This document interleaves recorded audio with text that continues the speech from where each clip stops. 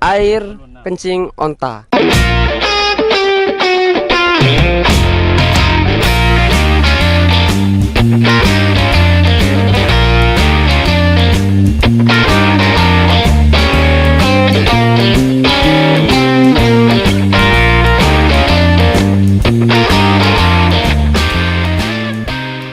Ini kuning, kalian tahulah kuning apa? Ini adalah air kencing onta. Ini air kencing onta atau air kencing yang jualan? Ini insya Allah air kencing onta ya. Bis. Saya sakit apa ya? Ada kantong kresek kalau mau muntah.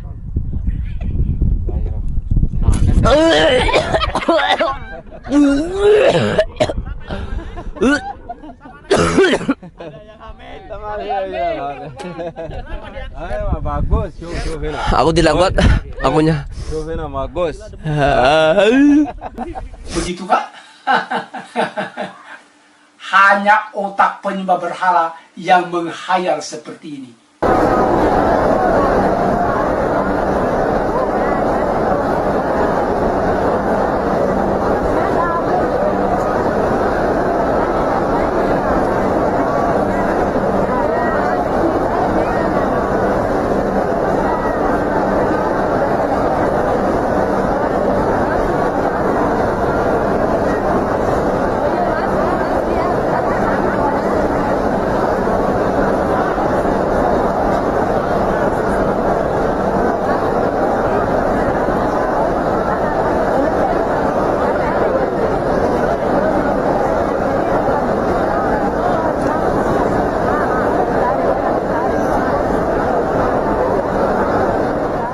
Hanya otak penyembah berhala yang menghayal seperti ini. Hanya otak penyembah berhala yang menghayal seperti ini. Hai, buka kitab Takribul Usul. Kelebihan orang minum kopi, yukawiyu syahwat, memperkuat burung nangade. Ayo kopi gam. Buka kitabnya. Kopi kohwah, dan masih banyak kelebihan daripada itu kopi. Dan orang yang minum kopi dalam hadis dan riwayatnya, mamata fi batni kohwah dakhul jannah, kama qala Rasulullah. Barang siapa orang yang minum kopi toh meninggal dunia, di perutnya ada bekas kopi, masuk surga. Hanya otak penyembah berhala yang menghayal seperti ini. Hanya otak penyembah berhala yang menghayal seperti ini. Selama tenggorokan kita ada bekas gelaraknya kopi, bekas kopi, kemanapun kita berjalan, dosa-dosa kita diampuni Allah Ta'ala. Seluruh para malaikat mintakan ampun kepada Allah. Ada kitabnya.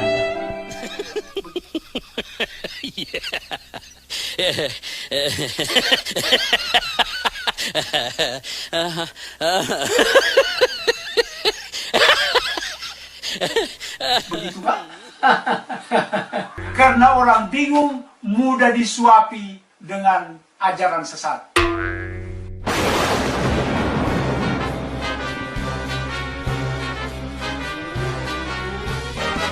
Begitu Pak? Tindakan Anda ini benar-benar menjijikkan dan memalukan. Saksikan betapa sintingnya orang ini. Hanya otak penyembah berhala yang menghayal seperti ini. Hanya otak penyembah berhala yang menghayal seperti ini. Hanya otak penyembah berhala yang menghayal seperti ini. Bukan 2, 3 dibolehkan dusta dalam Islam. Dalam peperangan, kalau musuh tangkap, antum ditawan lalu ditanya, berapa jumlah pasukan Islam? 1 juta. Padahal sebenarnya cuma 1000. Demikian pula terdapat dalam Al-Quran surat Ali Imran ayat 28. Bismillahirrahmanirrahim. Janganlah orang-orang mukmin mengambil orang-orang kafir menjadi wali dengan meninggalkan orang-orang mukmin. Barang siapa berbuat demikian, niscaya lepaslah ia dari pertolongan Allah, kecuali karena siasat, memelihara diri dari sesuatu yang ditakuti dari mereka. Penjelasan ayat di atas terdapat dalam kitab di bawah ini. Kitab Tafsir Fakhrur Razi, karya Imam Muhammad Ar-Razi, salah satu ulama Ahlus Sunnah, jilid 8, terbitan Darul Fikri, halaman 14. Auf meriwayatkan dari Hasan bahwasannya dia berkata, takiyah boleh bagi orang-orang yang beriman sampai hari kiamat. Ini adalah pernyataan yang lebih utama karena pembelaan diri pada kondisi terdesak adalah wajib sesuai kemampuan. Praktik takiyah ini juga dilakukan oleh para sahabat Nabi seperti Abu Darda dan Abu Hurairah, sebagaimana disebutkan dalam kitab Sahih Bukhari. Dalam kitab Sahih Bukhari, terbitan dari Ibn Katsir, cetakan pertama, pada tahun 2002 Masehi atau 1423 Hijriah, halaman 1531. Dari Abu Darda dia berkata, sesungguhnya kami tersenyum di hadapan kaum, tapi hati kami melaknat mereka. Halaman 42, hadis nomor 120. Dari Abu Hurairah berkata, aku telah mengingat dua macam ilmu dari Rasulullah Shallallahu Alaihi Wasallam. Satu diantaranya telah aku sebarkan, dan jika yang satunya lagi aku sebarkan, maka aku akan dibunuh. Kalimat Abu Hurairah yang mengatakan, dan jika yang satunya lagi aku sebarkan, maka aku akan dibunuh, telah dijelaskan dalam kitab Sahfatul Bari, karya Ibn Hajar Al-Asqalani, salah satu ulama Ahlus Sunnah, jilid 1, terbitan Maktabah Salafiyah, halaman 216. Ibn Hajar berkata, Abu Hurairah takut akan keselamatannya dari Khalifah Bani Umayyah, yaitu Yazid bin Muawiyah.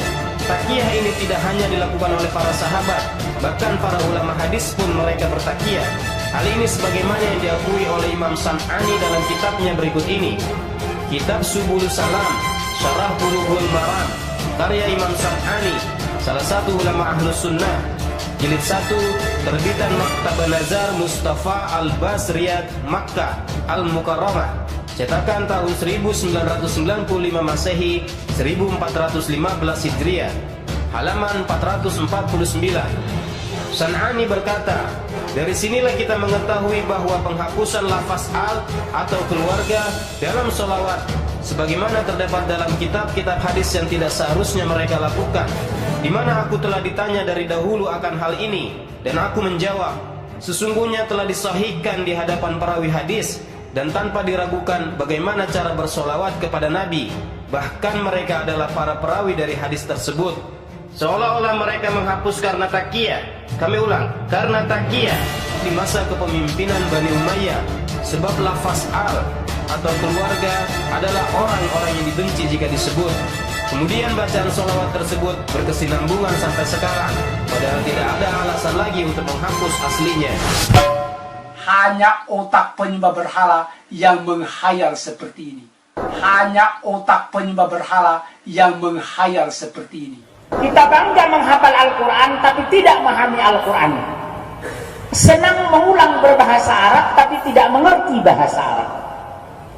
Suka membaca Al-Quran tapi tidak memahami maknanya. Akhirnya apa? Menjadi keledai di Indonesia.